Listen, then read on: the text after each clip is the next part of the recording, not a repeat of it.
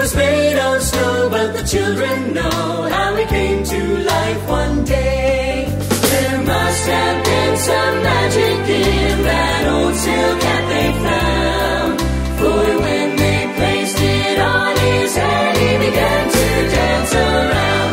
Oh, Frosty the Snowman was alive as he could be, and the children say he could laugh and play just the same as you and me.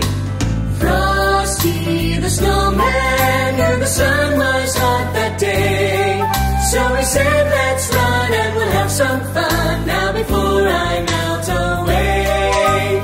Down to the village with a broomstick in his hand, running here and there all around the square, saying, catch me if you can. He led them down the streets of town,